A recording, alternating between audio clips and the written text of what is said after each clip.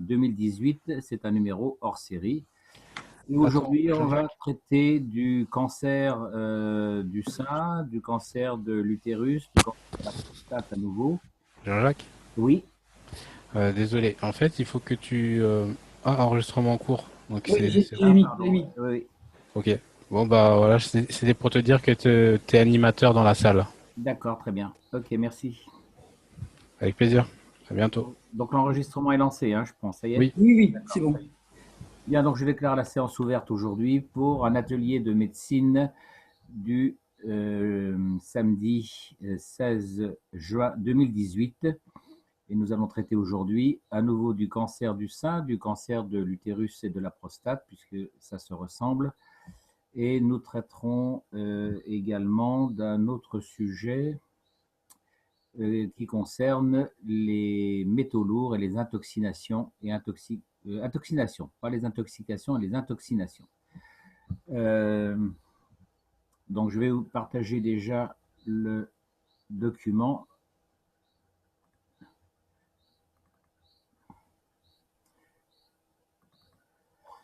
Voilà, je pense que vous l'avez à l'écran. Parfait. Voilà, donc on va déjà commencer par la détoxination. La différence entre intoxination et intoxication. On parle d'intoxication dans le domaine alimentaire, alors qu'on va parler de détoxination ou intoxination par des éléments ciblés tels que les métaux lourds, le plomb, le mercure, l'aluminium, les éléments radioactifs et éventuellement également les éléments notamment dans le tabac. En médecine chinoise, on utilise comme élément de détoxination principal le thé vert ou le thé noir. Alors bien sûr, ce thé vert et ce thé noir sont réservés en médecine chinoise notamment pour les grands fumeurs. Donc on va l'utiliser, ça a été démontré déjà depuis très très longtemps. Moi, il y a 40 ans que je connais le thé vert et le thé noir comme détoxinants. Et il y a, je crois, environ 4 ou 5 ans, il y a une étude en médecine occidentale qui a confirmé que le thé vert phagocytait les éléments tels que le plomb, le mercure, l'aluminium, etc., voire même des éléments radioactifs. Donc, en ce qui concerne la technologie cache, eh bien, ça va être très simple. Vous faites un thé vert ou un thé noir et vous ajoutez tout simplement du CO2. Et vous pouvez le boire directement. Il n'y a pas besoin de le filtrer, sauf si vous avez utilisé un thé en feuille et qu'il y a des éléments qui vous gênent dans le thé. Sinon, il n'y a pas besoin de le filtrer puisque le thé vert peut se consommer de par lui-même. Voilà. Pardon, tu veux dire qu'on fait du thé avec des plasmas et CO2? Vous faites un thé normal et vous rajoutez du CO2. Des CO2 des plasmas, quoi. Tout à fait, de l'eau plasma, hein. Voilà. On parle toujours du liquide plasma, hein, je ne le Ouais. reprécise plus, hein, on n'utilise bien sûr que l'eau plasma. Ok, merci. Alors, en fait, ce que vous faites, bah, vous faites réchauffer votre eau plasma et puis vous faites infuser votre thé vert et puis c'est tout. Alors, certains me disent que le thé vert n'est pas un bon élément sur le plan nutritionnel. C'est une erreur. Dans le domaine occidental, le thé vert doit être. Alors, le thé vert est réservé. Il faut vraiment être sûr qu'il y a une intoxication par le plomb, le mercure ou l'aluminium, hein. Donc, vous faites faire à ce moment-là des analyses. Ou alors, si vous êtes un grand fumeur, il n'y a aucun problème. Vous prenez du thé vert ou du thé noir. Le thé vert et le thé noir sont des thés extrêmement forts. Et donc, ils sont réservés pour ces cas d'intoxination ou pour les personnes en très bonne constitution physique. Plus vous êtes de constitution faible sur le plan physique ou de la maladie, plus vous allez descendre dans la couleur du thé. Donc vous allez passer du thé noir, vert au thé rouge, ensuite au thé jaune. Donc le thé jaune, c'est pour les personnes âgées ou les personnes en faiblesse, en état de santé faible. Voilà en ce qui concerne le thé, donc c'est assez simple et assez rapide. Sinon, il existe un laboratoire qui a mis au point, à partir d'éléments naturels, un composé qui s'appelle le xénosulfe. Donc c'est le laboratoire, toujours le laboratoire Leustum qui se trouve à Lorient. Donc vous tapez Leustum dans votre navigateur et vous aurez accès. Donc ils ne font que 5 ou 6 produits sans publicité, ce qui leur permet donc dans un circuit court de consacrer quasiment tous leurs efforts sur le domaine de la recherche. Donc ce xénosulfe, on l'utilise dans le domaine tabagique par exemple, ou éventuellement après une chimiothérapie ou une intoxication, une intoxination par les métaux lourds. Même chose, vous allez pulvériser donc le comprimé. Le comprimé est assez gros, hein, je crois qu'il fait à peu près la longueur d'une phalange de petits doigts. Vous le pulvérisez, vous l'écrasez avec un broyeur, vous ajoutez du CO2, vous laissez décanter pendant 24 heures et ensuite vous consommez simplement l'eau plasma qui surnage le xénosulfe. De toute façon, il n'y a aucun danger puisque le xénosulfe, on peut le consommer de par lui-même. Donc même si vous ne prenez pas que l'eau plasma du xénosulfe, ça n'a aucune conséquence, hein. Ce n'est pas un produit allopathique.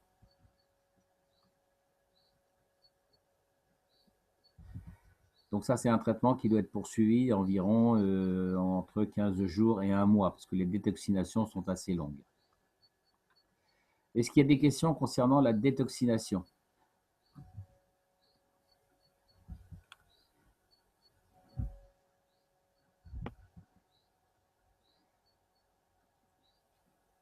Alors, en ce qui concerne le thé vert, donc il y a eu des études, la médecine chinoise utilise ça depuis de très très longtemps. C'était confirmé par des études scientifiques occidentales.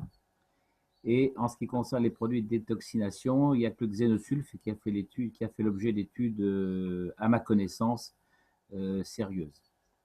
Donc c'est un petit peu comme dans le domaine d'amaigrissement. Tantôt c'est les graines de haricots qui vous font maigrir, tantôt c'est l'ananas, tantôt c'est le café, tantôt c'est... Enfin bref, tout et n'importe quoi peut vous faire maigrir. Sauf que ça n'a jamais été démontré. Donc, s'il n'y a pas de questions concernant la détoxination, on va passer à l'étude à nouveau du cancer du sein. Alors, je vous rappelle qu'avant tout cancer, et pour le traiter, vous devez d'abord procéder à une analyse sanguine, une analyse simple, voire avec un laboratoire spécial. Et cette analyse sanguine doit montrer les métaux ou les métalloïdes en excès. Alors, métalloïdes, le calcium est un métalloïde et non pas un métal. Donc, ça sera par exemple recherche du fer, le calcium, le manganèse, le magnésium, le cuivre, le zinc. Voilà à peu près les métaux principaux dont on va rechercher la présence en excès. Le métal qui sera en excès sera utilisé sous forme de patch de façon à absorber et drainer comme un aimant l'élément en excès dans le corps. Première chose à faire, c'est de libérer le système émotionnel, dans le cas de cancer, quel qu'il soit, par le système de respiration. Donc là, on est dans le cancer du sein, et donc vous savez que le sein étant situé sur les poumons, il est donc un organe éminemment émotionnel, au même titre que les poumons. Donc le sein est vraiment connecté avec le système respiratoire. C'est bien pour ça que les seins, source de nutrition de la vie du futur bébé, sont placés au niveau de la poitrine et non pas au niveau du bas-ventre comme chez les mammifères, les autres mammifères. Les deux éléments essentiels pour drainer le système et pour réparer le système émotionnel seront le CO2 et le ZNO en ventilation, soit avec la coupe de vie, soit avec le narguilé, soit avec le système en spirale que j'ai mis au point ou que a mis au point le docteur Rodrigo. Je ne reviens pas là-dessus. Si vous avez une question à poser à ce sujet, vous n'hésitez pas. Mais en principe, je pense que tous les auditeurs connaissent déjà le système en spirale autour du tuyau. Donc là, on est en système respiratoire, donc on n'ingère pas directement le ZNO. Et donc la proportion, ça sera ZNO 80% et CO2 20%, puisque le CO2 est toujours le vecteur de communication. Après 2 semaines de traitement, normalement, le cancer doit déjà s'améliorer, notamment aussi sur le plan émotionnel. Donc, la vérification des analyses des marqueurs de cancer va montrer donc une réduction de la prolifération du cancer et une amélioration. À ce moment-là seulement, vous allez ajouter un peu de CH3 de façon à redonner de l'énergie globale au patient. On vous a toujours dit que le CH3 a été interdit dans le cas de cancer. Vous ne donnez pas le CH3 d'emblée parce que sinon vous allez nourrir, notamment si vous faites des patchs locaux, vous allez nourrir effectivement le processus de cancer et de prolifération. Par contre, le patient en état de cancer, vu que toute son énergie est drainée au niveau des cellules cancéreuses, le patient se trouve, lui, de façon globale, en perte d'énergie. Donc, il est absolument nécessaire de lui redonner du tonus en apportant du CH3 environ au bout d'une semaine, 15 jours. Donc, en pratique, au niveau du sein, vous allez procéder comment? Il y a deux façons de procéder. Vous allez faire un patch. Alors, en admettant que ce soit le calcium, ce qui est la plupart du temps, c'est le cas au niveau du cancer du sein. On a une calcification du sein. Donc, dans cette hypothèse, vous allez faire un patch de CO2 avec du calcium et un patch de ZNO et vous allez prendre le sein en sandwich, un patch de chaque côté. L'autre façon de procéder est de mettre un patch sur le sein et un autre patch dans le dos en regard du sein, dans les mêmes proportions. Par contre, si vous connaissez un autre métal en excès, eh bien, au lieu de mettre du calcium, vous mettrez le fameux métal en excès. Donc, je veux dire, c'est après 2 semaines d'avoir fait les traitements avec les métalloïdes ou les métaux annexés que tu donnes le CH3. Oui, tout à fait. OK. Alors, le CH3, vous pourrez le donner en consommation par voie perlinguale. Puisque là, on cherche un effet global sur l'ensemble du corps et non plus un effet forcément local.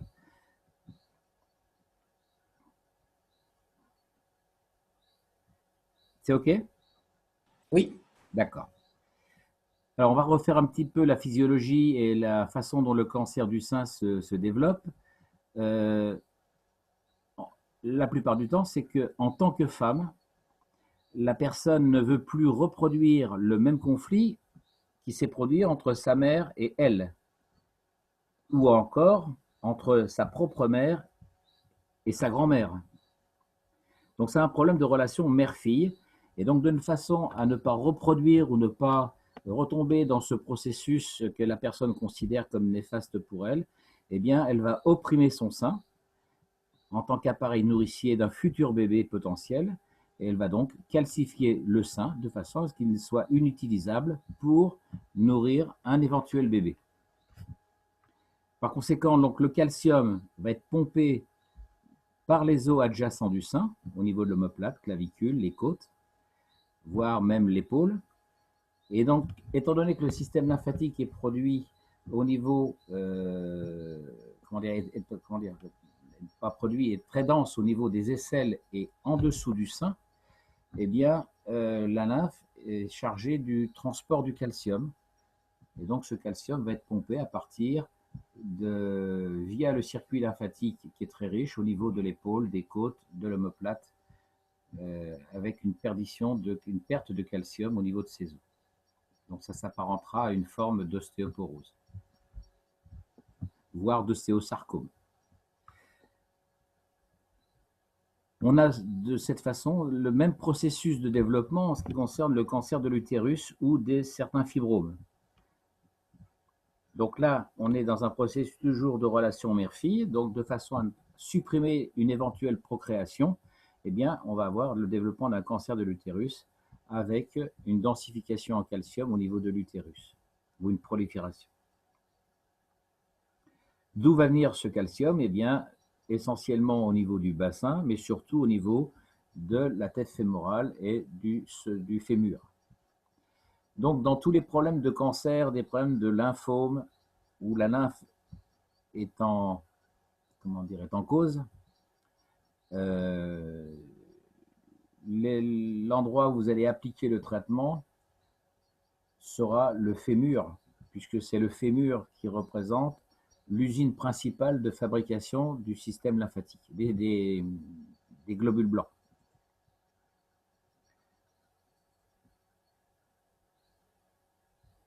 Donc on va se servir des fémurs en appliquant des patchs. Alors là, quand il s'agit d'un problème de globules blancs, un cancer généralisé au niveau des lymphomes par exemple, eh bien là vous allez faire au niveau des deux fémurs un sandwich avec du calcium au milieu et de chaque côté du CO2. Et de l'autre côté, vous allez mettre un patch de ZNO, de façon à créer un gradient d'aspiration, un gradient magnétique entre les deux patchs.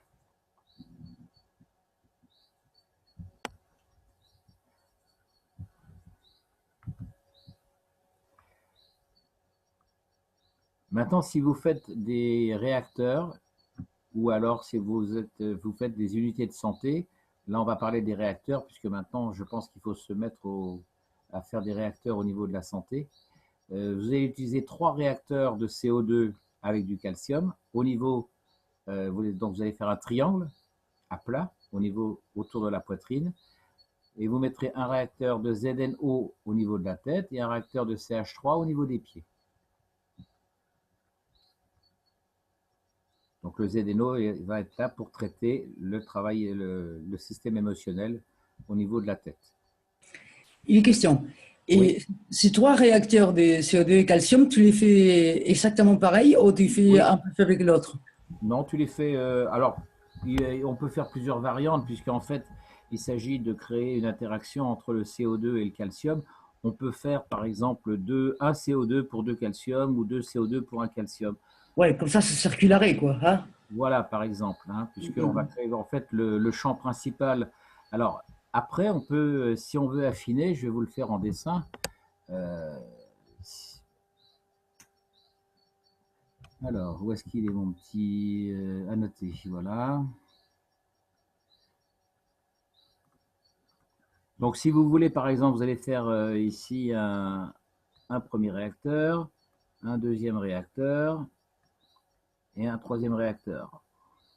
L'idéal est de placer le sein au niveau du centre géométrique des 3 réacteurs. Vous voyez? Donc, il est possible que ce réacteur-là, en fonction de la façon dont vous positionnez vos... Il est possible que ce réacteur-là, il faille le mettre ici et non pas ici, vous voyez? Pourquoi? Bah, c'est à vous de calculer le centre géométrique, là où va se situer le sein. D'accord. Hein, par rapport, ça c'est les clavicules. Ici, vous avez l'épaule. Je vais effacer ça. Voilà, donc vous voyez que le sein ici, il va se trouver... voilà, il faut vous arranger pour que le sein soit au niveau du centre géométrique du triangle. Vous me suivez? Oui. Donc, si je redessine complètement Donc, je vais redessiner complètement, je vais refaire le point de départ. Donc là, on a un sein qui est décalé par rapport au centre du corps humain, hein, en admettant qu'on traite ce sein-là. Donc, vous allez mettre un réacteur, par exemple, décalé ici, un réacteur qui sera décalé par rapport à la personne ici, et puis l'autre réacteur qui sera ici. Vous ne mettrez pas votre réacteur ici, ici et ici. Vous voyez? Là, ici, vous allez avoir le centre géométrique de ce triangle qui va se trouver. Je trace les bisectrices, hein, voilà, pour vous donner le centre géométrique. Voilà, là, on est en plein sur le centre géométrique, alors que là, le centre géométrique, il va se trouver ici. Il va se trouver décalé. C'est compris? Oui. Et j'ai une autre question. Oui. Alors, si par exemple, si les réacteurs de gauche, c'est le plus faible, ça va tourner dans un sens. Hein? Oui. Et si les réacteurs de droite, c'est le plus faible, ça va tourner dans l'autre sens. Est-ce qu'il y aurait un sens qui est plus conseillé de l'autre? À En vous de chercher. considérant qu'un il serait magnétique et l'autre gravitationnel. Ça, c'est à vous de chercher, là, hein, en Ah, fonction. Le raisonnement, là, je vous donne la base du raisonnement. Hein. oui, D'accord? oui, c'est pour ça que je me Voilà, pose la question. voilà, donc c'est pour ça que, pour faire simple, le mieux, c'est de faire un CO2 calcium, CO2 calcium, CO2 calcium pour les 3. Comme ça, vous Oui, serez sûr que vous aurez le centre géométrique. d'accord. Ok, Hein. merci. Voilà, parce que, alors après, vous pouvez, mais ça sera toujours plus ou moins du pifomètre. Vous pouvez très bien, effectivement, si là vous avez mis du CO2 et puis que vous mettez du calcium ici, il faut calculer en fonction des différentes forces où va se trouver la résultante. Elle va se trouver là ou elle va se trouver ici? Non, moi je pensais mettre des CO2 et du calcium dans les trois, Oui. mais avec une proportion plus faible dans l'un que dans l'autre. Oui, mais ça va revenir au même, c'est-à-dire que vous allez modifier le centre géométrique. D'accord, d'accord, d'accord. OK. Alors, vous pouvez, si vous, mais après, il faut calculer à peu près, ça sera toujours à peu près, vous ne saurez jamais si vous êtes, voilà, est-ce que vous avez vraiment ciblé le centre géométrique. L'idée, c'est ça. D'accord. Donc, Donc, à ce moment-là, le plus simple, ça serait de faire les trois pareils. Et... alors bon, après, on peut toujours raisonner en admettant que vous avez mis 4 pour 1. Donc, il y a de grandes chances pour que, si vous divisez en 4 votre secteur ici, voilà, 1, 2, 3, 4. Il y a de grandes chances que pour 4 pour 1, le centre de la force, il va se trouver ici. Vous voyez? Oui, oui. Là, si vous avez fait pareil 4 pour 1, le centre, il va se trouver ici. Entre celui-là et celui-là, hein, j'entends, hein, entre ces deux-là. Après, si vous faites pareil, là, vous aurez 1 pour 1, donc vous serez, le centre, il sera au milieu. Donc, il va falloir calculer le centre géométrique entre ça, ça et ça. Vous voyez? Et là, on s'aperçoit que le centre géométrique, il se trouve là. Donc, il va falloir décaler l'ensemble de votre système pour amener ce point-là ici. Oui, en fait, ça complique, quoi. Ça complique, Ouais, d'accord, hein? Donc, ouais, ouais. voilà. Bon, maintenant, vous me direz, normalement, le corps avec l'intention, si vous mettez l'intention de cibler le centre géométrique, vous pouvez rajouter cette intention.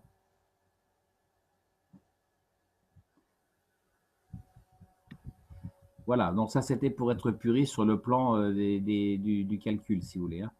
Tant qu'à faire des gradients, si on fait des gradients de force, autant aller jusqu'au bout dans la façon de calculer. C'était bien compréhensible là, c'est bon? Est-ce que Personnellement, pour moi, oui, mais je ne sais pas les autres. Oui, tout le monde a pigé? oui, merci. D'accord. Ok. Donc c'est le principe après, restez simple hein, dans votre façon de procéder, hein. Bien. Alors maintenant, si vous utilisez l'unité de santé avec les bobinages, vous pouvez rajouter les patchs par-dessus, enfin sur la personne, notamment CO2, calcium, CO2. Alors, il y a diverses façons de le faire. Ça peut être avec des bouteilles, ça peut être avec des patchs, ça peut être avec un anneau. Alors moi, ça me vient à l'instant à l'esprit, hein. Vous avez le sein, bien sûr, qui est une forme sphérique.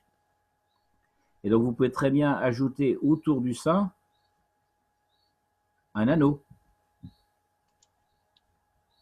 avec du CO2. Jean-Jacques, on peut faire un carton, un triangle en carton pour savoir exactement où on doit mettre ces réacteurs. Oui, vous faites un gabarit, hein, comme en couture, hein. Bon, après, c'est à vous de soyez créatif, inventif, voilà. Mais moi, je vous conseille de ne pas trop compliquer les choses, hein. Donc là, ici, je vous donnais, donc vous avez le 5 qui est ici. Et autour, vous allez mettre un anneau, un tuyau en anneau, fermé, bien sûr. Et vous allez le remplir de CO2, c'est calcium. Et derrière la personne, ça c'est le sein. Donc vous allez mettre votre anneau ici autour. Et derrière, dans le dos, pardon, vous allez mettre un anneau par exemple, ou un patch, peu importe. Voilà une autre façon de procéder pour le cancer du sein. Vous pouvez mettre un anneau de CO2 et un deuxième anneau de calcium. Vous pouvez mettre 3 anneaux, c'est-à-dire que vous aurez un anneau CO2, un anneau calcium et un autre anneau CO2. Et vous entourez, vous mettez ça autour du sein.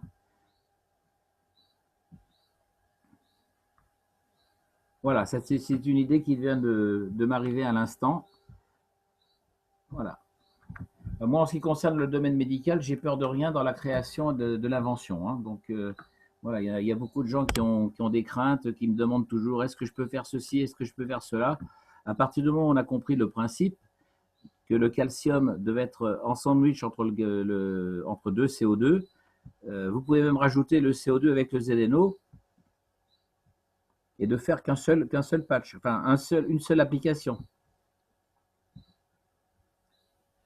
Et là, à ce moment-là, vous aurez CO2, calcium, CO2 ZNO, calcium, CO2 ZNO, avec un gradient par exemple de 4 devant, et le même système derrière, CO2 ZNO, calcium, CO2 ZNO, avec un gradient de 1, par exemple. Donc vous aurez 4 pour 1. Voilà, parce que réaliser pour faire des patchs, donc vous prenez un premier patch, donc CO2,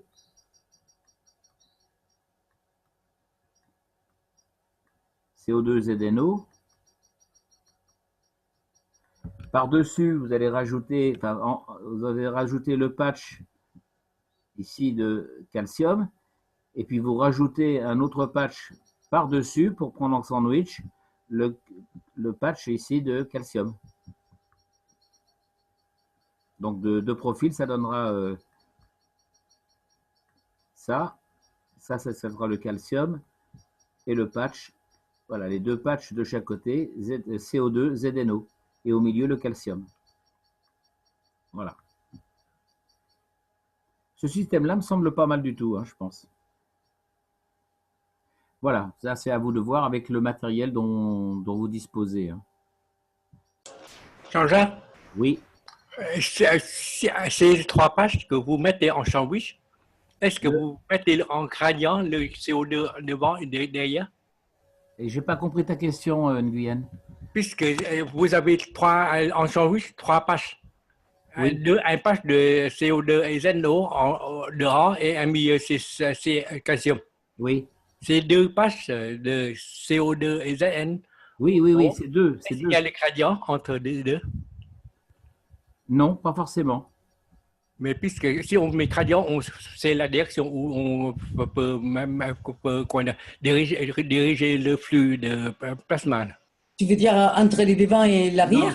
Oui, le flux va se créer. Le flux va se créer entre les patchs de devant et ceux de derrière, ou entre le patch de gauche et de droite.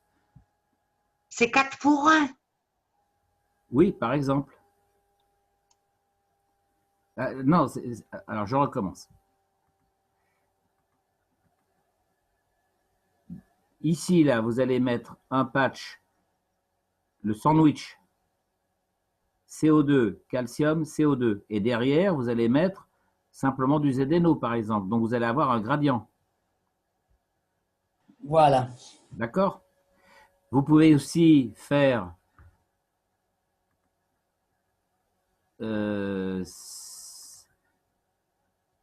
devant. Vous allez faire ici le patch sandwich CO2, calcium, CO2, et derrière, pardon, autant pour moi, je me trompe.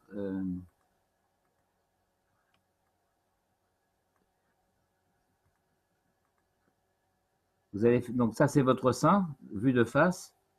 Vous allez mettre ici CO2, calcium, CO2, et de l'autre côté, vous allez mettre ZNO. Vous aurez votre gradient à ce moment-là entre les deux. Donc ici, avec calcium, CO2, CO2, calcium, CO2, vous avez un nouveau plasma en fait. Hein. Vous avez un plasma composite. Ce plasma, ça sera calcium plus CO2.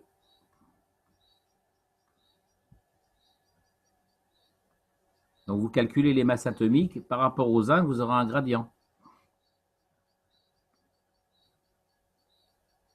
Ce que je veux demander, c'est le 2 CO2 devant et derrière. Est-ce qu'on doit avoir un gradient pour augmenter Oui. Alors, on peut encore faire autrement. ce qu'il faut, c'est comprendre le principe qu'il faut faire un gradient et d'utiliser le métal. Donc, vous pouvez, par exemple, faire calcium, le sein étant ici, et ici, vous mettrez CO2.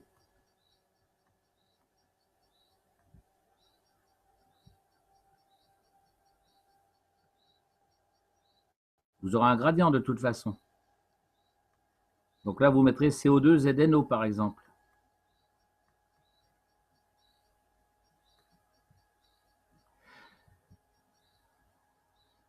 Alors, on utilise le sandwich et surtout, on va surtout l'utiliser dans les problèmes de lymphe, dans les problèmes de régénération du système lymphatique. Voilà, mais ça, c'est encore une autre façon qui est correcte.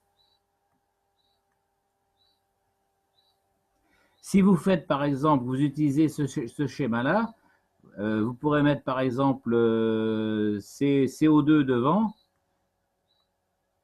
et le calcium derrière. Et donc, vous allez avoir un gradient.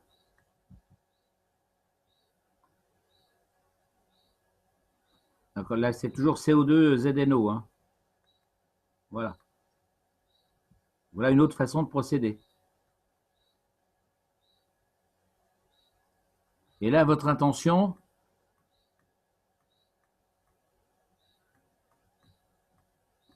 c'est de drainer le calcium qui est dans le sein.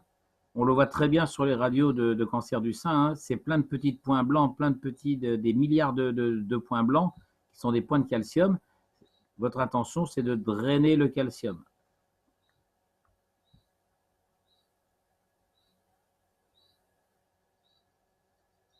Et de faire en sorte que la personne modifie son comportement émotionnel sur le plan de la relation mère-fille. Donc ça, c'est pour le sein, la relation mère-fille, je vous rappelle que c'est pour le sein gauche. S'il s'agit du sein droit, c'est une relation mari-épouse ou épouse-amant.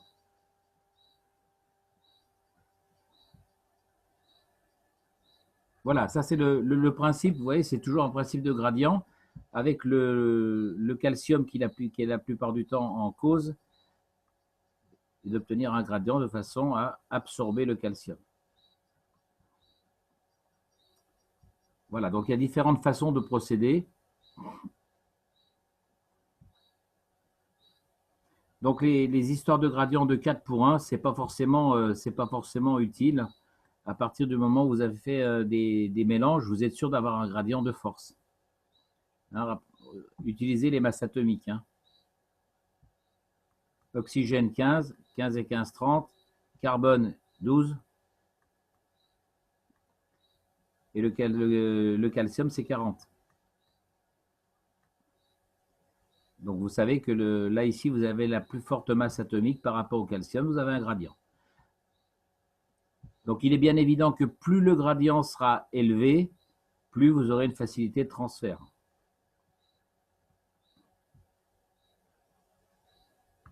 N'oubliez pas, dans le cancer du sein, dans tous les cancers, le traitement principal, c'est pas tant les patchs que le système respiratoire, CO2, ZNO. 3 fois par jour, à raison d'une demi-heure.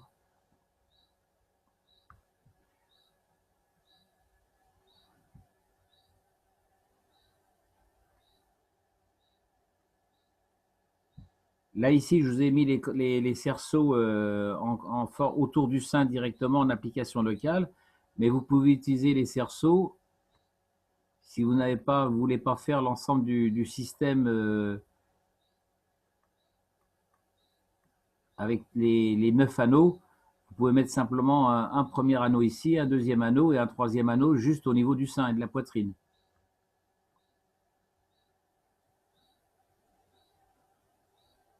Voilà, le principe étant toujours le même, hein, d'accord?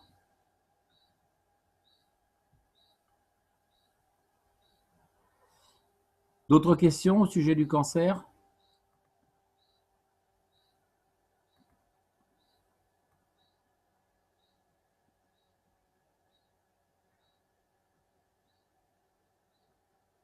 Bon, bah, je crois qu'on a fait le tour pour le cancer du sein. Donc, c'est toujours le même principe, hein.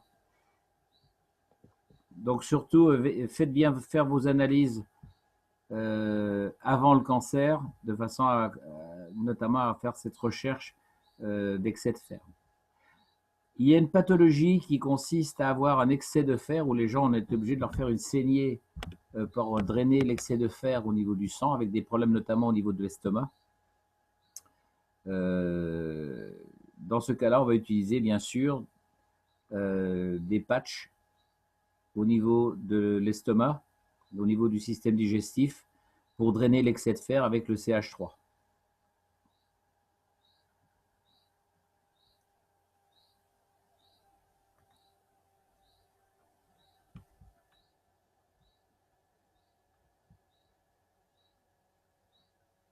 Bien, ben alors on va maintenant passer au traitement de toutes les émotions et de tout ce qui relève du système nerveux intellectuel, tels que les états dépressifs, voire même des dépressions avérées, ou des baisses de rendement des capacités intellectuelles, une fatigue intellectuelle, les cas de préparation aux examens.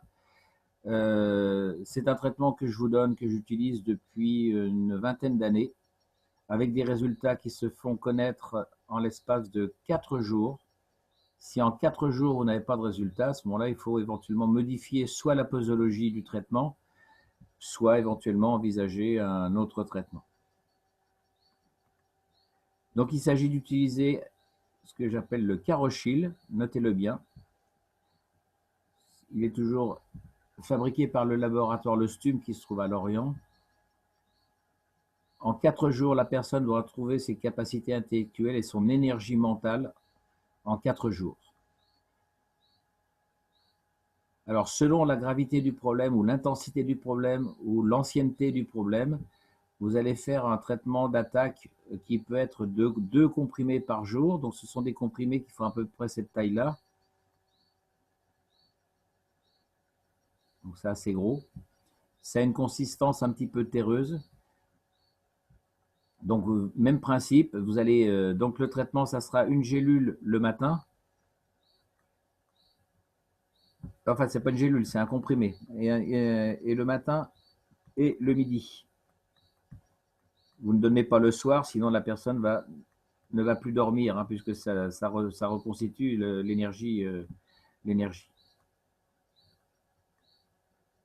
Comment on est, alors, dans la mesure où il n'y a pas d'autres pathologies qui interdisent l'utilisation du CH3, vous pouvez ajouter au Carochil, vous pouvez ajouter du CH3. Bien sûr, tout ça, ça sera de façon perlinguale. Étant donné que le comprimé, on peut l'ingérer, que c'est toujours une base de préparation à partir de plantes, enfin de plantes, enfin de minéraux issus des plantes. Hein, ce ne sont pas des minéraux, ce n'est pas des cailloux, hein, ce sont toujours de domaine minéral qui a subi la transformation par les plantes, par la voie des plantes. Donc vous pouvez broyer le comprimé, rajouter du CH3, bien sûr du CO2, bien sûr pour agent de communication. Étant donné qu'on est dans le domaine émotionnel, vous pourrez rajouter du ZNO. Voilà. Donc normalement déjà ces 3 éléments-là se suffisent à eux-mêmes, mais si vous rajoutez le Carochil, vous pourrez prendre simplement un comprimé le matin par exemple. Voilà. Vous pouvez aussi non plus utiliser, vous broyez la gélule, vous la rajoutez avec les autres plasmas, les 3 autres plasmas, vous broyez la gélule et vous ne consommez que le plasma final. Vous prenez le plasma final. Attends, si j'ai bien compris, tu mets l'eau de plasma avec CH3, CO2, c'est de l'eau mélangée, et tu mets... Vous broyez la gélule que vous et mettez. je broie la gélule et je mixe le tout, quoi. Vous laissez décanter 24 heures et ensuite vous ne consommez que le plasma. plasma final. D'accord? Okay. Super, merci. Voilà, donc ce Carochil est vraiment extrêmement efficace hein, sur tous les états dépressifs, les fatigues, les gens qui ont mauvais moral, les anxiétés, les peurs, les craintes, tout ce qui ne va pas du point de vue mental, Carochil, Carochil, Carochil. Hein, voilà. Déjà que le Carochil en lui-même est extrêmement efficace. Donc, si vous le rajoutez au plasma, vous allez avoir une bombe énergétique, hein. Alors, je vais mettre un S à capacité, comme elles sont plusieurs. Voilà. Bien. Voilà ce que je voulais traiter pour aujourd'hui. Plus ça va, plus je suis un petit peu à court d'arguments et comment dire, de sujets d'études, notamment sur le plan médical, en ce qui concerne l'anatomie, la physiologie, l'embryologie, parce qu'on a vraiment fait le tour du corps humain. Donc là maintenant, il ne reste plus au niveau des arguments sur un plan de généralité. Il n'y a plus grand-chose à... Je suis à court de sujet. Là maintenant, on va rentrer simplement dans des traitements particuliers de cas particuliers. Voilà. Donc ça relève plus d'un traitement de diagnostic et de conseils médicaux. Et bonsoir Jean-Jacques, j'aurais une question. Oui. Alors, quand une personne a eu un cancer de la prostate, par exemple, oui, que ce cancer a été guéri et qu'ensuite ça évolue sur un cancer des os, oui. est-ce qu'il faut continuer à traiter le cancer de la prostate aussi? Oui. D'accord. Oui. Donc, alors, là, c'est une bonne question parce que ça se rapproche du cancer du sein, donc oui. Ou de l'utérus plus exactement.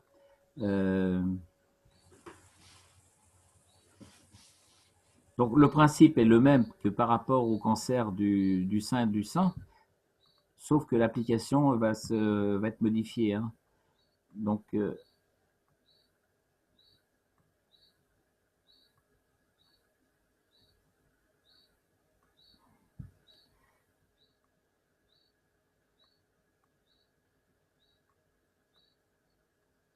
voilà, donc la personne, on va l'asseoir. Et on va mettre un patch au niveau du périnée. On aura des patchs au niveau des deux chevilles. Et on aura un patch au niveau de l'épaule. Donc le traitement avec les patchs est beaucoup plus, un peu plus compliqué que dans le cancer du sein, hein. Donc le patch au niveau du périnée, ça va être pour le traitement pour la prostate en elle-même. Et ensuite, on va avoir ce qu'on appelle les zones secondaires osseuses concernées dans la prostate, c'est les deux chevilles, les deux chevilles. Donc vous mettez au niveau des tendons d'Achille, au niveau de l'épaule. Donc vous le placez sur ce qu'on appelle la glaine humérale. La glaine humérale, c'est cette partie de l'humérus. Donc vous mettez votre patch ici, au-dessus ou sur le côté, peu importe, hein. L'essentiel, c'est que ça soit localisé au niveau de la tête humérale. Et on peut mettre également un patch au niveau des premières côtes, au niveau de l'aisselle. Voilà. Voilà les zones osseuses atteintes dans le cancer de la prostate. Le processus est le même, sauf que ça ne concerne plus la relation mère-fille, mais la relation père-fils. Et on ne met pas de patch sur le fémur? Non. D'accord.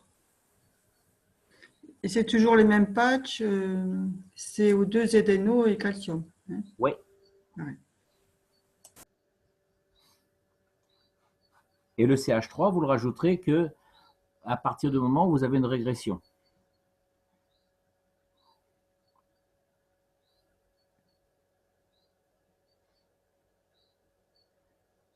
Donc le CH3, vous le rajoutez en petite quantité, hein, pour soutenir un petit peu l'énergie globale du patient.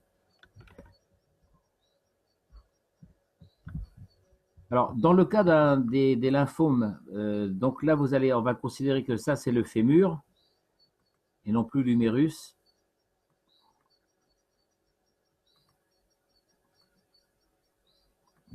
Donc, vous allez faire vos patchs, voilà, au niveau du tiers supérieur du fémur. Voilà, et vous allez prendre en sandwich les deux fémurs, hein, puisque c'est le fémur sont la surface principale, la plus grande surface osseuse au niveau du corps. Donc, c'est là où vous avez le plus de chances d'avoir plus grande fabrication de lymphocytes. Pareil, c'est la même chose pour tous les gens qui ont subi des chimiothérapies. En cours de chimiothérapie, je vous rappelle qu'il est difficile de faire traverser, puisque l'os, en fait, l'os se présente comme ça, en fait, hein, ça c'est la surface de l'os.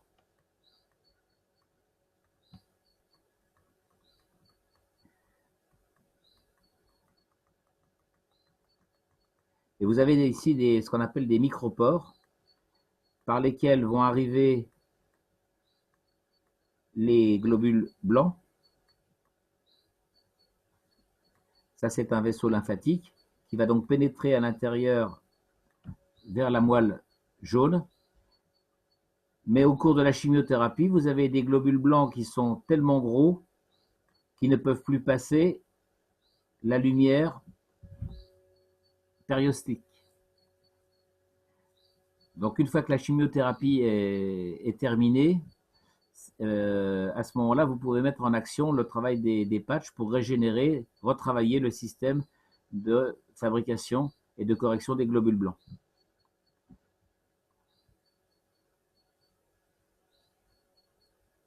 C'est ce qu'avait fait le docteur Rodrigo d'ailleurs dans le KSW, dans le blueprint où le docteur Rodrigo était intervenu la première demi-heure. C'était je ne sais plus le numéro du blueprint. C'était il y a à peu près un mois. Je vous avais fait la traduction d'ailleurs hein, pendant la première demi-heure. C'est lui des vaisseaux spatials. Voilà, c'est ça, tout à fait. Hein. Il avait pris en charge la personne après la chimiothérapie.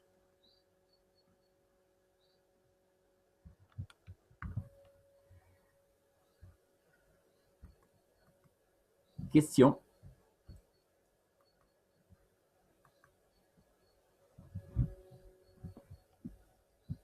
Alors, je vais aujourd'hui, j'ai l'intention que ça soit le dernier cours de médecine tel qu'on les avait prévus au départ, hein, la traduction des 35 premiers cours. Ensuite, comme je le dis, je n'ai plus grand-chose à apporter sur le plan de l'anatomie, de la physiologie, de l'embryologie. Tout ça s'était passé en vue. Voilà, parce que là, à partir de maintenant, on va rentrer dans je dirais plus des traitements personnels, individuels. Voilà. Donc, par contre, si vous avez, donc, comme je vais arrêter donc, les Zooms sur le plan médical, par contre, je reste à votre disposition. Si vous avez des questions à poser, vous communiquez sur Messenger ou sur ma boîte mail. Tu veux dire que tu vas plus donner des cours le samedi? Bah non, parce que j'ai plus grand-chose à vous apporter. Voilà, à moins que vous ayez, sinon dans le Zoom, dans le Messenger, vous me faites une liste des traitements, enfin des sujets que vous voulez voir traités. Mais là, à partir de maintenant, on va traiter vraiment des cas particuliers et non plus de traitement, comment dire, de compréhension du domaine médical. Vous voyez ce que je veux dire? D'accord. Hein? Alors bon, je dis pas que c'est pas définitif, hein. Peut-être que je reprendrai, peut-être qu'on reprendra maintenant les cours. Là, je les ai mis sous forme de PDF, de PowerPoint. Donc voilà, tout est dit. Je vois pas ce que je peux apporter de plus maintenant. Après, ce que je peux apporter, bon, si vous voulez, c'est des consultations médicales particulières dans des cas particuliers. Voilà. Mais dans le domaine de l'étude de l'anatomie, de l'embryologie, de la compréhension, voilà, je crois que je suis arrivé au bout de ce que je pouvais vous apporter.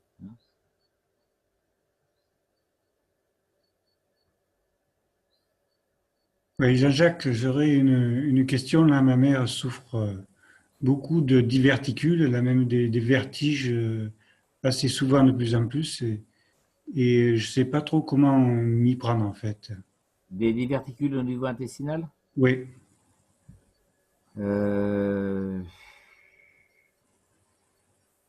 Ça, c'est un problème émotionnel. À 100%. De toute façon, elle est dans l'émotion très très souvent. Des émotions très très négatives. C'est quelqu'un qui se tord, ce sont des gens qui se tordent les boyaux, quoi. Mais c'est exact. Donc là, il faut travailler sur le système émotionnel. Il faut mettre un patch. Alors, au niveau intestinal, ça, c'est les dernières côtes. Alors, comme toi, tu travailles avec la machine, Oui, j'ai déjà fait un petit rappel anatomique, hein. Ça, c'est le bassin, le pubis et le bassin, le nombril. Le centre émotionnel se trouve au niveau du nombril. Donc, toutes les émotions sont rassemblées dans dans le Neking. Toutes les émotions sont rassemblées autour du nombril en médecine chinoise, hein, ou plutôt en Qigong. Et donc, ce qui est intéressant, c'est de faire soit un magrave, une unité magrave, une devant et une derrière. Donc ça, c'est celle devant. Tu en places une autre derrière. Tu relis tes deux bobines. Et donc, tu vas travailler tout le système émotionnel au niveau. Alors, ça serait des bobines en zinc.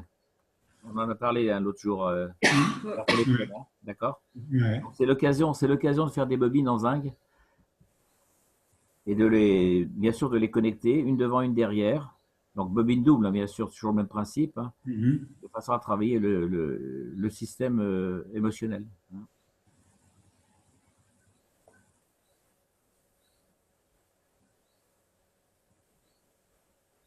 Sinon, après, c'est toujours le CO2 ZNO.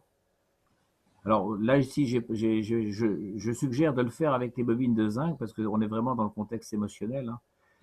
Euh, de rajouter bien sûr le travail avec la boisson et bien sûr la respiration on est dans le système émotionnel, hein. Oui, oui. Voilà. Alors elle a quel âge ta maman? On a Tu 86 m'as dit ans. 85, oui. Ouais. Alors si elle est en état de fragilité ou qu'elle n'est pas très patiente pour faire cette respiration, il faut utiliser le masque, hein, et puis bah, elle fait ça en prenant un bouquin, puis elle respire tranquillement. Voilà. Mhm. Mais mon père s'en sert du masque. Voilà le. Il appelle ça le saxophone. Il est très Ouais, content. ouais, ouais, ouais. Après, voilà. Donc, d'ailleurs, même pour tout le monde, le masque est une très Ouais. meilleure idée parce qu'on fait travailler la respiration par le nez et non pas par la bouche. Et puis, ça permet éventuellement de faire autre chose pour des gens qui ne sont pas très patients, quoi. Alors, pour les problèmes de jambes, il y a quelque chose qui marche très bien. Je mets un anneau nano-côté sur la cheville. Ah non, au-dessus de genou, en fait. Ouais. Et un anneau rempli de ZNO à l'intérieur et à l'extérieur de CO2 que je place au bout des pieds. Eh bien là, ça marche vraiment très bien, quoi. J'ai essayé les patchs, j'ai essayé beaucoup de choses et ça marche super bien, ça. Et ils arrivent à remarcher alors qu'ils remarchaient plus. Voilà. C'était très efficace. Donc là, tu fais un CO2, c'est ça? Alors, c'est un anneau juste au l'orteil. Je le mets au bout de l'orteil, en fait, Oui. qui est constitué de deux tubes. Un tube de ZNO au milieu et à l'extérieur, un tube de CO2. Oui. Voilà. Et au-dessus du genou, je mets un fil, un bracelet nano-côté. Voilà. D'accord. Et, voilà. Et l'interaction des deux, ben, ça marche super bien. Oui, oui, super. Oui, oui. En ce qui concerne, tiens, je ne sais pas si vous avez montré euh, une autre façon de procéder, au lieu de faire des anneaux comme tu as fait, après c'est à vous de voir, hein, c'est une idée, c'est d'utiliser la boucle infinie sous forme de tuyau.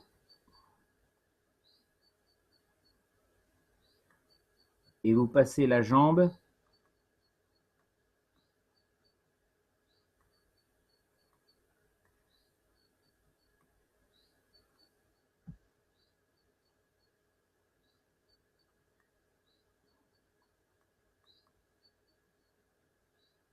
la jambe va passer dans la boucle infinie.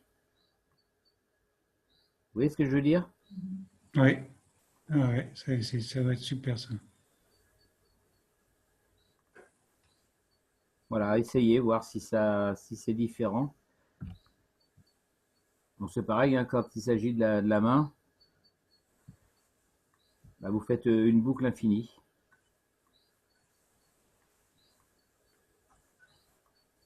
J'ai fait ça avec une bague pour traitement de. Pour les doigts. Ouais, et ça marche très bien. Oui, oui. Et je n'ai pas pensé faire.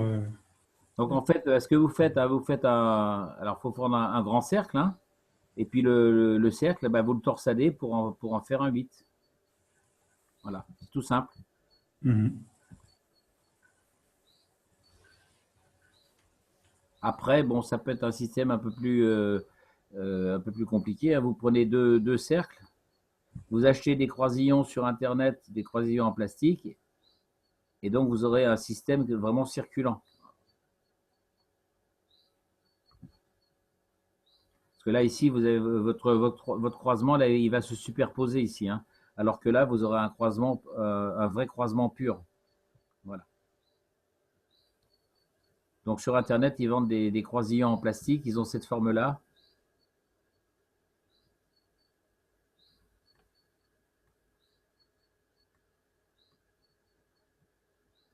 C'est en branche de sapin. Voilà. Et puis ça s'enfile dans le tube. Et comme c'est des épis anti-retour, donc c'est complètement. Vous avez des jointures hermétiques, hein. Donc ils existent sous forme simple tube, comme ça. Excusez-moi, c'est mal dessiné. Voilà. Vous avez ça, donc une simple jonction. Vous avez des jonctions triples. Et puis vous avez des jonctions quadruples. Voilà, donc vous achetez, vous trouvez des jonctions quadruples. Il faut aller chercher ça, des jonctions dans les articles médicaux, hein.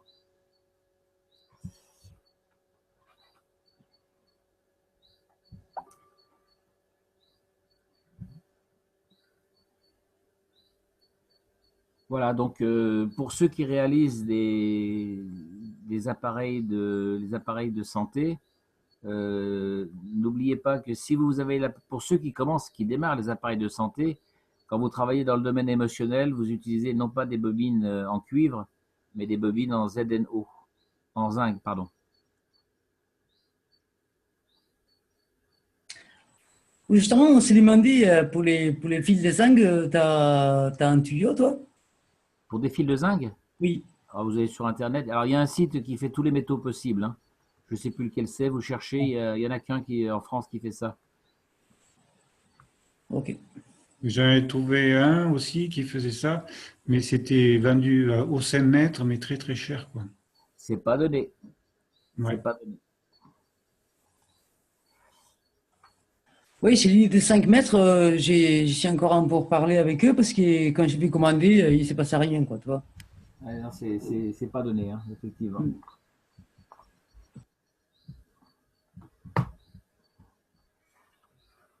Je voudrais vous ajouter, pendant que j'y suis, c'est au sujet du laiton. Vous savez que le laiton, c'est un alliage. Donc ça, c'est pour d'autres domaines, hein, pas dans le domaine de la santé. C'est pour créer un gradient de pression. C'est suite tu avais fait le rappel justement pour obtenir de l'hydrogène.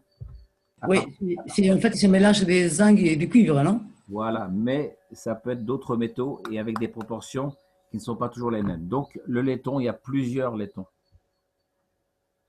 Donc vous ne saurez jamais quel type de laiton vous avez. Ouais. Sauf si vous allez sur le fameux site qu'il faut chercher. Donc on ne peut pas se tromper, hein. Sur ce site-là, vous avez tous les métaux possibles, tous les filages possibles, les diamètres, etc. Ça serait bien que tu le retrouves. C'est un site français, mais je ne l'ai plus en tête. Mais tu peux pas le chercher? Et là, vous aurez les pourcentages de métaux à l'intérieur, hein. C'est de même que pour l'aluminium, vous avez des mélanges d'aluminium avec d'autres métaux, hein. Voilà, donc ça c'était un petit aparté que je voulais préciser. Donc regardez bien quel type de laiton vous avez Parce que vous avez du laiton avec du plomb, du laiton avec de l'aluminium, du laiton avec du cuivre, etc.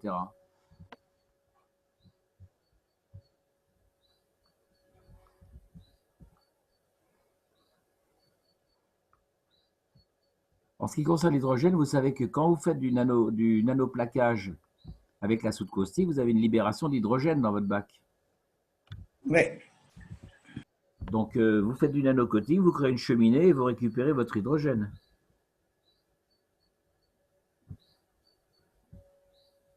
Et on fait une cheminée, mais on la récupère comme gaz. Pardon?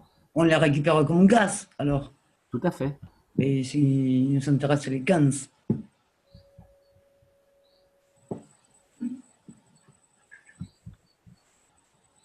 Mais là, au dernier cours, on t'avait donné des sujets.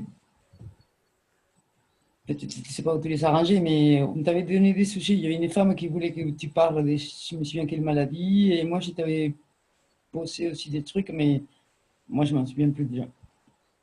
La maladie de Lyme, on l'avait évoquée, je crois. Oui, On avait parlé des lymphomes. Donc là, j'ai évoqué les lymphomes. ouais, donc tu l'as vu dans le dernier cours. Et moi je t'avais posé des questions, c'est par rapport au maghrave chez nous et tout ça, tu vois, pour que tu nous expliques un peu plus. Tu pourrais faire un dernier cours, peut-être un. Eh ben, ça m'a échappé.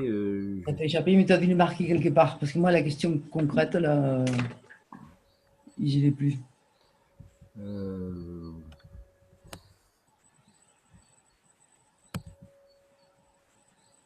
Non, ça ne me revient pas.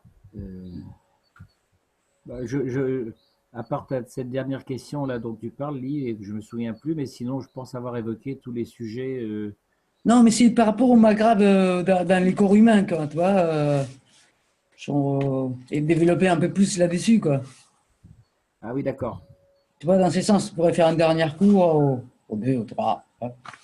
Allez, bon, on va vous faire ça pour le prochain. Allez. Allez, ça roule. Je pense que je vous manque, hein. Oui, moi personnellement, oui, mais bon. Allez, on va faire ça pour le prochain cours. Les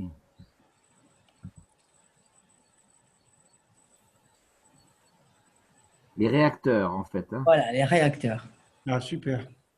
Ouais. Les réacteurs dans le corps humain. Voilà, tout ce que tu peux, là, tu vois, au niveau de la respiration, au niveau des ci, au niveau de ça, je sais pas. Qu'on s'envole d'une fois partout. Hein. D'accord. Merci. Bon, on va faire ça pour le prochain cours. Ça va décoller alors. Pardon? Non, je rigole, je dis ça va décoller. Ça va décoller. Ça va décoller. Oui. Avec 2 L ou 2 N? Ouais. Et avec les deux. Les deux. Avec les deux, comme ça on rigolera en plus. Ah bah tiens, on parlera du sourire intérieur, tiens. Oui, aussi. Voilà, comme ça on met en place un protocole voilà, valable pour partir. Ok. Ok, bon, on va refaire une révision sur les réacteurs à partir des organes. Ok, bah, on fait ça pour la prochaine fois? Ok, super, merci. Voilà. Bon, écoutez,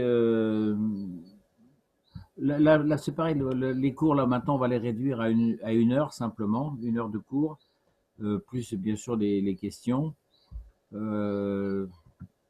Oui, parce que plus ça va aller, donc plus ça sera moins dense, quoi. Hein. Mais c'est très bien 1 heure, hein, c'est parfait. Hein. Oui, on va juste faire 1 heure. Hein, bon, voilà. Et puis, bon, moi, après ce dernier cours sur les réacteurs, je pense que ça sera vraiment le dernier. Et puis, bon, je ne dis pas que dans le futur, on ne reprendra pas. Et peut-être on reprendra éventuellement tous les cours pour s'il y a de nouveaux arrivants sur le plan médical, quoi. Oui, ou peut-être on peut développer les nouveaux sujets des prochains cours en autre cours. Voilà, mais sur le plan anatomie, physiologie, compréhension du corps Oui, humain, oui, on comprend. j'ai fait le tour. Hein, voilà, je peux pas en dire plus. Hein. Mm. En tout cas, merci beaucoup hein, parce que tu nous as donné plein. Hein. Voilà. Ça va, tu t'en sors dans les traductions? Et oui, oui. Je m'en sors. C'est long, hein? Ah ouais, c'est long, mais bon. Jean-Jacques, Oui, qu'est-ce qui t'est arrivé? des hauts et des bas. Né au départ. Alors, mais puisque tu nous as manqué pendant Apparemment, 2 semaines. oui, apparemment, oui, je sais, Oui. je sais. Hum, Disons que j'en prends plein la figure, voilà. oui. Alors, On va pas de notre côté, hein. Comment? En tout cas, nous, on t'encourage vraiment pour que tu ailles très bien, hein. Bah, je sais, hein, mais voilà, Ouais, ici, ça, des fois, ça arrive. dans ma vie personnelle, j'en prends plein la figure, voilà. Bon, c'est un passage à vide. Comment? C'est un passage à vide. Ah bah, j'ai eu que ça dans ma vie, donc Ça peut pas durer éternellement, tu le sais, hein. oui, oui, dans 2000 ans, ça ira mieux, hein. Allez, va. Bon, voilà, donc non, puis en plus, si vous voulez, j'arrive à court de, comment dire, d'arguments sur le plan médical, hein, c'est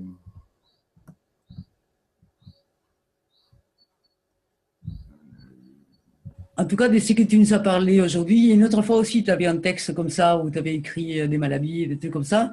Est-ce oui, qu'on peut savoir pour les drives? oui, alors ça c'est le lexique le lexique médical, hein. Bon, voilà, mais après, si tu veux, ce sont des Oui, mais c'est des trucs que tu as ajoutés toi sur les lexiques médicales. j'ai pas compris ce que tu voulais Tu, dire. d'accord, c'est les lexiques médicales, mais tu as rajouté les gants et la technologie là-dessus. Oui, un petit peu, si tu veux, hein, c'est un lexique médical avec qui apporte aussi de la compréhension, hein, bien sûr. Oui, Hein, c'est pas simplement mettez du CO2, du ZNO, hein. oui, oui, Si oui. vous voulez, l'ensemble des traitements médicaux, quels qu'ils soient, ça sera toujours CO2, ZNO, CO2 le transporteur, le ZNO les émotions, et puis après, allez, ça sera le cas spécifique du cancer, avec lymphome ou sans lymphome. Et là, on rajoute le métal en excès. C'est ça le principe, hein. Voilà. Oui, oui.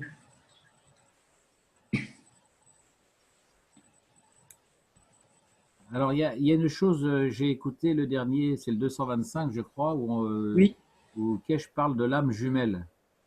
oui, oui, oui. Moi, enfin, sincèrement, sur le 225, j'ai strictement rien compris. Si vous avez compris quelque chose, moi, je veux bien. Alors, j'ai essayé, de par d'autres enseignements que j'ai obtenus, qui ne sont pas de la technologie Kesh, je me demande si l'âme jumelle n'est pas l'extériorisation le fait de nous extérioriser. Donc c'est pas l'âme astrale, hein, c'est s'extérioriser. C'est-à-dire à prendre un point de vue extérieur. Donc ça, on le fait tous sans s'en rendre compte. Vous êtes dans une pièce.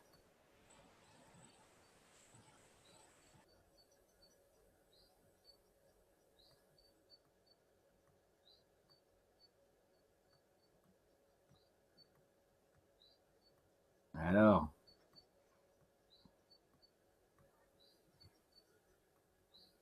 bon,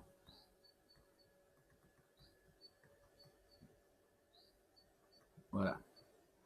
Donc ça, c'est le volume d'une pièce. Et vous êtes ici.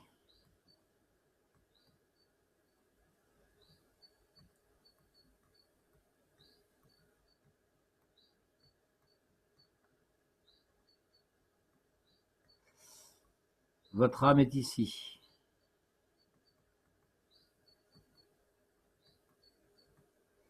Bien s'extérioriser, c'est transporter son âme à l'extérieur de la pièce.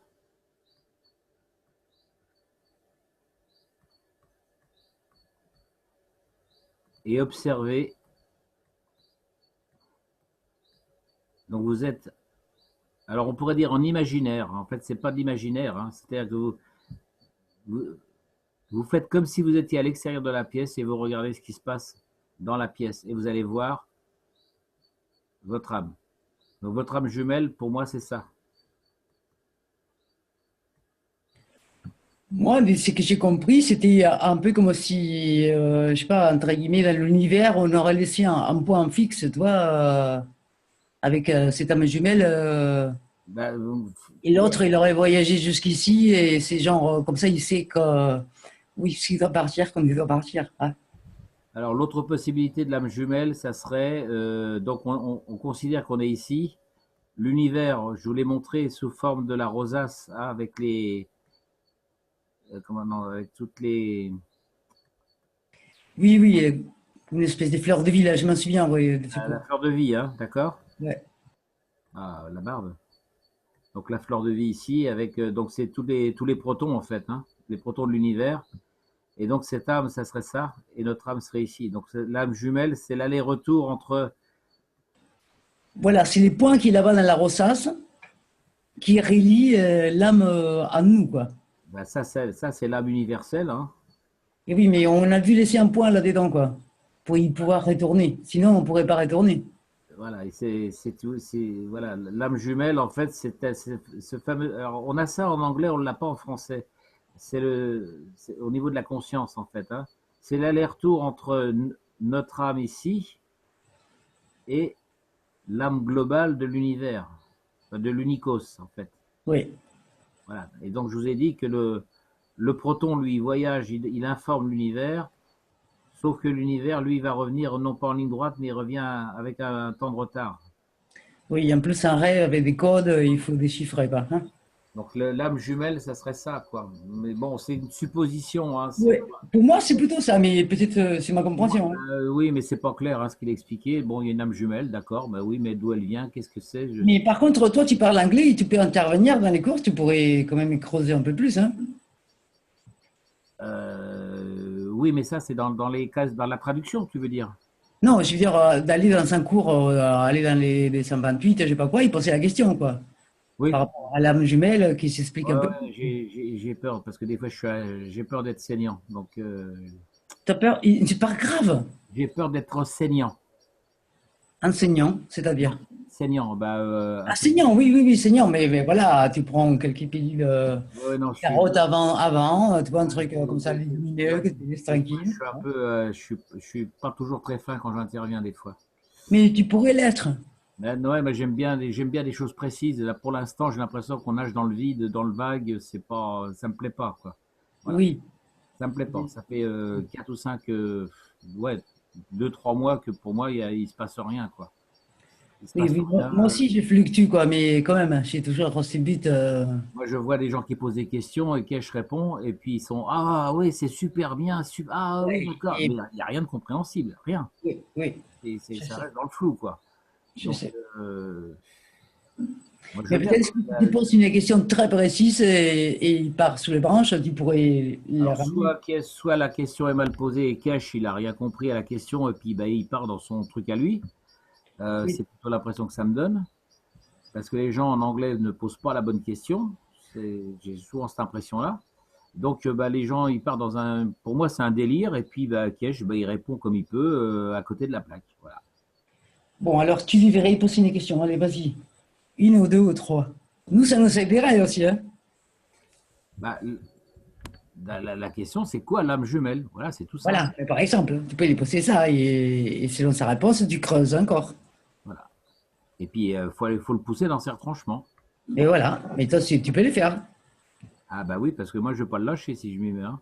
Voilà, et en plus, tu parles anglais, quoi, parce que moi, je ne peux pas le faire. Hein. Oui, oui. Alors bon, ce qu'il y a, c'est que j'ai du mal de le comprendre, comment dire, j'ai du mal de le comprendre en anglais instantanément. Donc il me faudrait un traducteur, hein, éventuellement. Euh, voilà, parce que le principe de l'âme jumelle, d'accord, c'est quoi et où elle est, et comment elle est, comment elle se forme et d'où elle vient. Parce qu'effectivement, si on a une âme jumelle, bah, on tombe dans ce processus. On a un agrave qui est notre âme. Ah, la barbe. Et on aurait une âme jumelle qui serait là, je ne sais pas où, et pourquoi elle est là, j'en sais rien. Mais parce qu'un plasma tout seul, il ne peut rien faire. Mais c'est un point de référence, l'autre. Et donc, l'âme jumelle, c'est un autre plasma. Il est où et pourquoi? il est dans une autre dimension et avec ça, on peut retourner vers elle, quoi, hein. Voilà. Et à ce moment-là, effectivement, on a l'échange. Voilà, voilà. Bon. Mais ça, c'est quoi ça? Ça vient, c'est où et ça vient comment? Voilà. Moi, Ouais. voilà, c'est quoi ça? D'où ça sort? C'est clair. Voilà, si tu poses toutes ces questions, il va te donner une réponse très floue. Il faut préciser vraiment un par un, quoi. Tu vois? Alors moi, pour moi, faudrait que je lui ressorte mon schéma. Voilà, et tu lui dis, ma compréhension, c'est ça. Est-ce que j'en suis dans les mille ou pas? Voilà. Voilà, c'est une façon, Moi, je vais l'emmener vers les cours de Nasrim et je lui dis, qu'est-ce que vous en pensez? Voilà. par exemple. Bah oui, vous êtes Bon, d'accord. on compte sur toi, hein, Donc le prochain cours, c'est quand? samedi prochain. Bon, tu m'envoies un mail parce que. Ah oui, samedi prochain? Oui.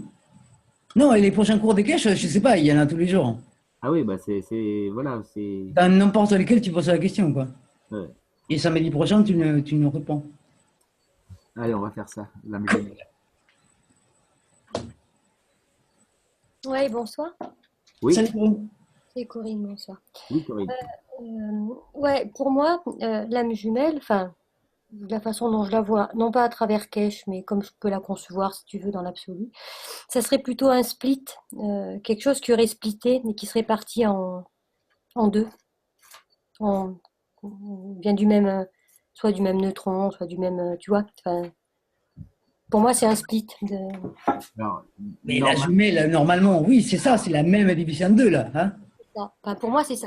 Mais après. alors, alors, j'ai un début de réponse scientifique. Ça, c'est un proton.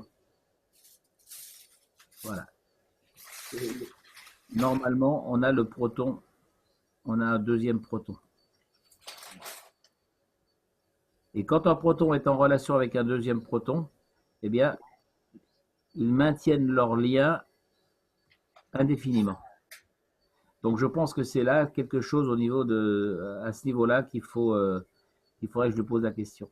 Maintenant, dans le KSW, le dernier KSW 225, il y a un moment donné où il parle de l'âme jumelle et il laisse entendre ce phénomène d'extériorisation. C'est pour ça que j'en ai parlé tout à l'heure. Alors, est-ce qu'on est là-dedans? Est-ce qu'on est dans l'extériorisation? Parce que moi, dans d'autres techniques,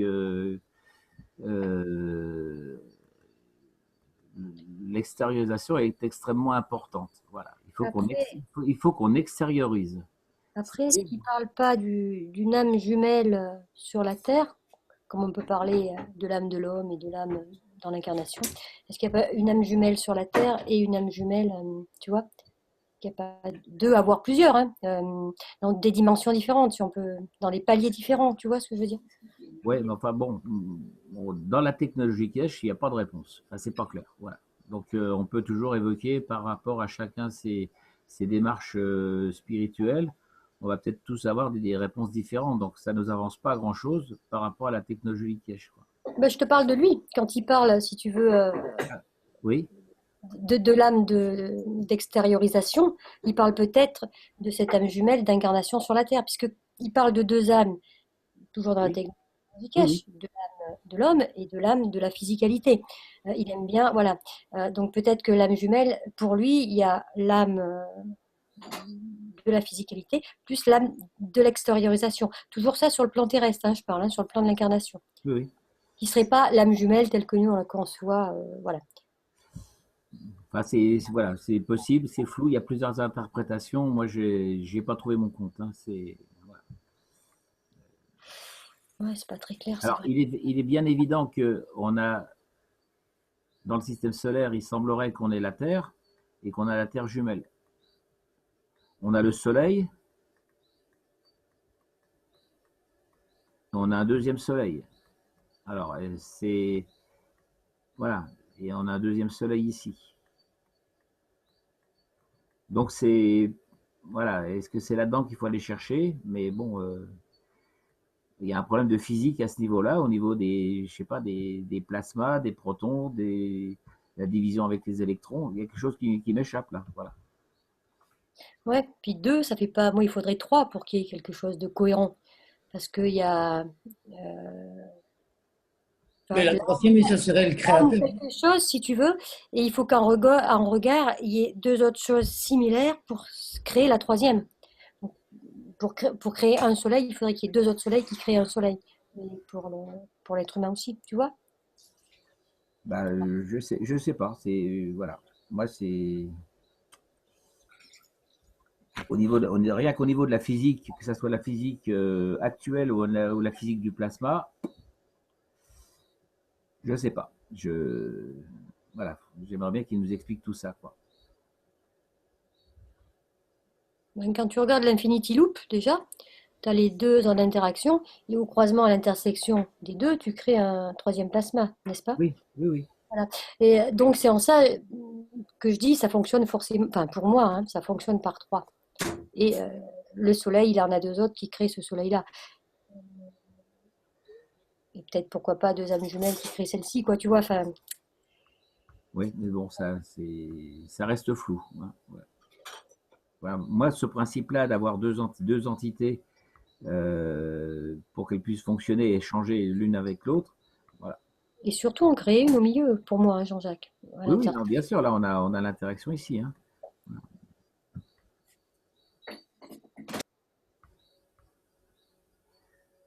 Le Père, le Fils et le Saint-Esprit. Le Père, le Fils et le Saint-Esprit. Ah oui, ça fait penser à ça, bien sûr. La Trinité. Bah oui, ça, voilà, il n'y a rien de nouveau, hein, mais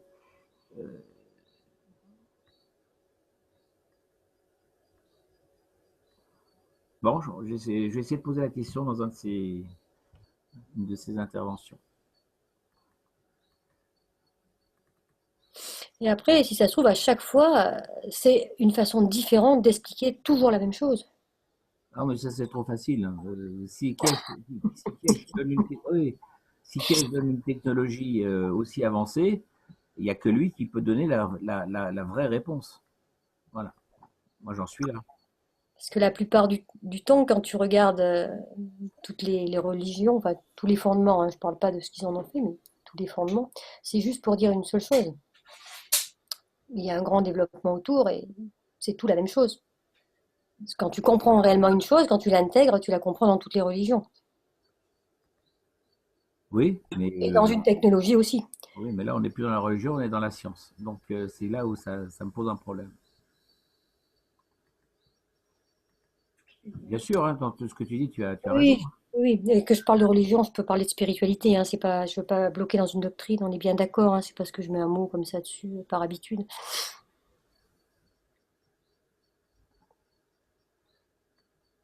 Oui, mais moi, je veux avoir la réponse scientifique.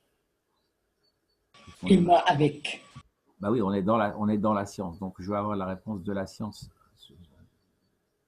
interprétée dans la science Kesh, voilà, la science du plasma.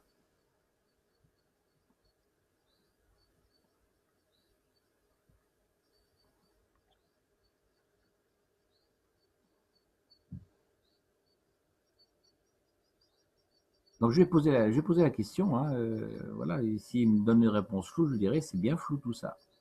Parce que moi j'en ai assez, enfin personnellement j'en ai assez qui me disent il faut comprendre la totalité. Bah oui, dans 2 millions on y est encore, hein.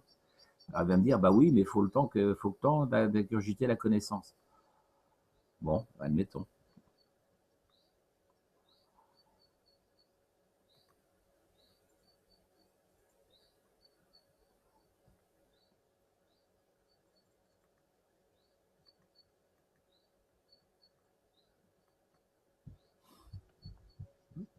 Donc, je vais essayer de poser la question, puis de vous apporter une réponse plus précise, plus cohérente.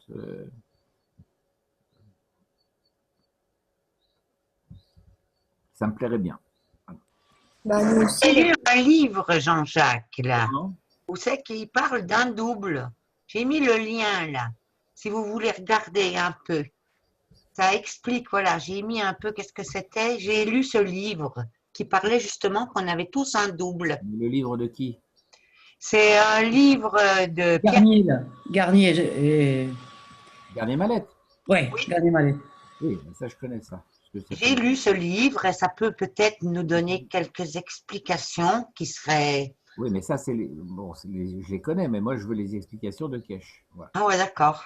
Non, mais parce que Garnier Mallette, je travaille avec lui depuis 10 ans, hein, donc je connais. Hein. Et je connais même tous ses travaux mathématiques. Hein. D'ailleurs, si Garnier Mallette, alors c'est très proche de ce que dit Kesh, c'est argumenté de façon mathématique. Donc, je vous ai parlé de la vitesse de la lumière, hein, c'est égal, la vitesse de la lumière, c'est 299 000, c'est un 2, ça.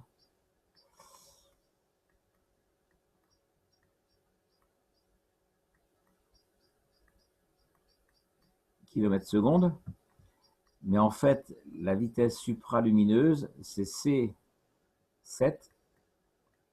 est égal à C.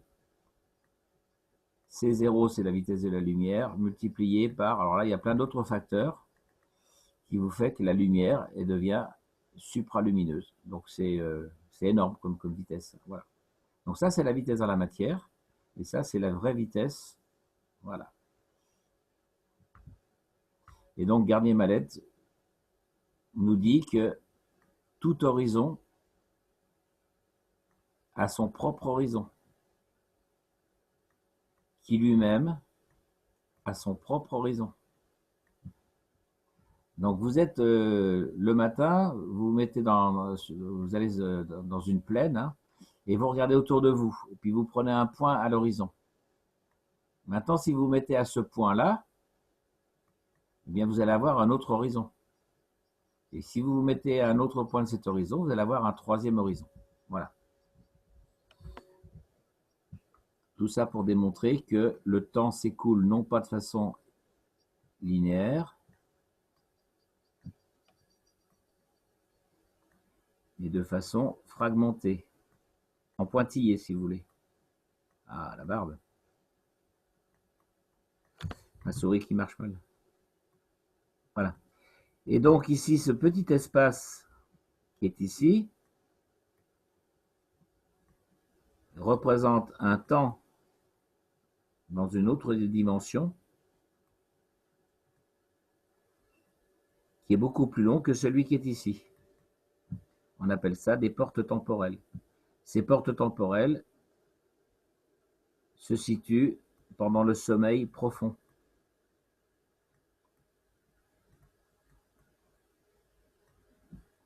Ça dure très très peu de temps dans notre sommeil, hein, c'est quelques secondes de sommeil profond. Mais dans ce sommeil profond, vous avez un temps qui est extrêmement long, dans lequel se déroulent plein d'autres choses. Et ce qui se déroule ici, c'est le futur. Ah. Bon, ma souris fait des siennes.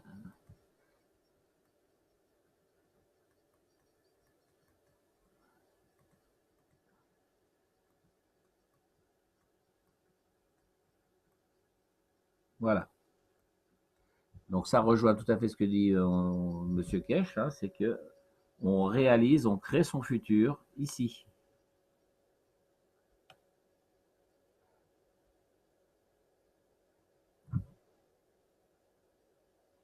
Donc tout ce qui se passe ici provient d'un temps passé.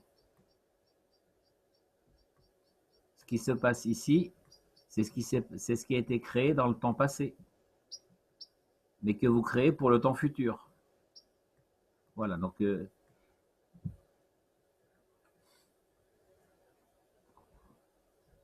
c'est bien ici que nous sommes le créateur de notre futur.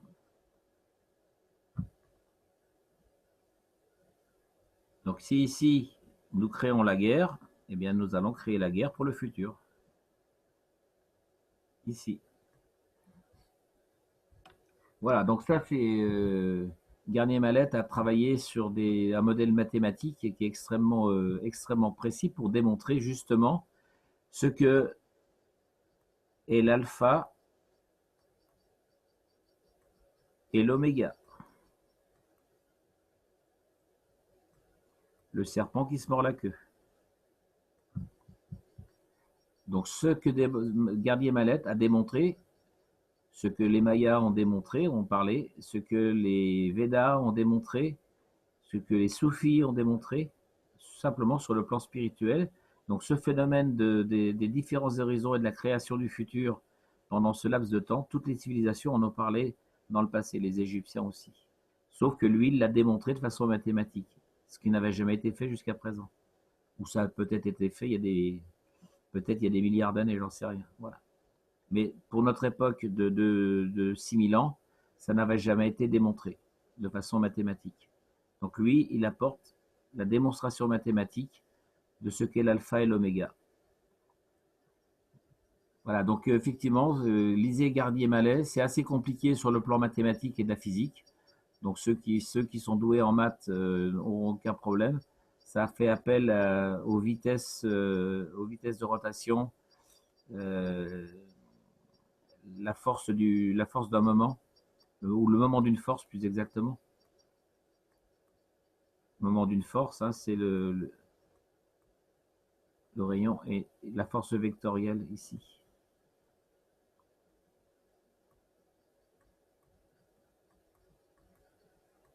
Voilà, donc quand un corps est en mouvement en rotation, donc il se divise en deux forces. Voilà. Donc lisez Garnier-Mallet, ceux qui sont doués en maths, faut s'accrocher un petit peu, il faut se remettre aux maths. Sinon après, il faut bien suivre ces démonstrations littérales. Voilà, donc j'en ai pas parlé parce que c'était un domaine qui est assez complexe à suivre, hein, Garnier-Mallet. Mais au niveau de ce fameux temps passé, temps présent et temps futur, il faut bien suivre son explication littéraire pour ne pas perdre le fil. Hein. Et c'est extrêmement intéressant parce que c'est vraiment la démonstration de ce que donne Keshe. Voilà. Sauf que lui, il l'explique, c'est clair. Voilà. Donc il y a ça à travailler et puis le phosphénisme sur le plan de la réalisation pratique.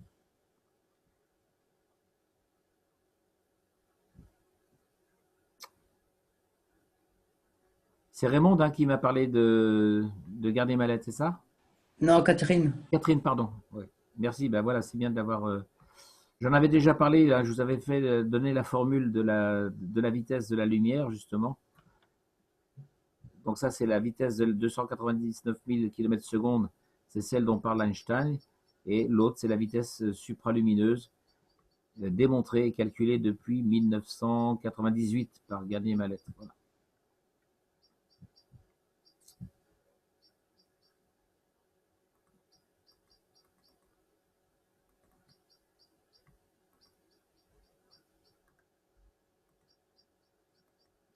Bien, on a fait le tour. Donc vous allez sur le site de Garnier-Mallet, hein, c'est G Garnier. Ah bah, si Catherine a mis le lien sur le. Tu as mis le lien, Catherine? J'ai mis le lien pour le livre, D'accord, bon voilà. mais ils peuvent aller regarder. C'est quelque chose de bien. Enfin, toutes les explications sont sur le site internet, hein, de toute façon. Donc, vous allez sur le site de Garnier-Mallet et vous aurez toutes les explications mathématiques et intellectuelles. Voilà, bah, pour aujourd'hui, donc la prochaine fois, je vais essayer de poser la question à Keshe et puis je vous reparlerai donc des réacteurs et des chakras. Voilà. Voilà pour ce soir. Merci beaucoup. Bon, eh bien, je suis content de savoir que je vous manque. Bon, je vous fais un bisou à tous et à toutes. Je vous souhaite une bonne soirée. Bonne soirée, Jean-Jacques. Merci beaucoup. Allez, Bon dimanche. à bientôt. Merci. Merci. Bonne soirée à vous tous.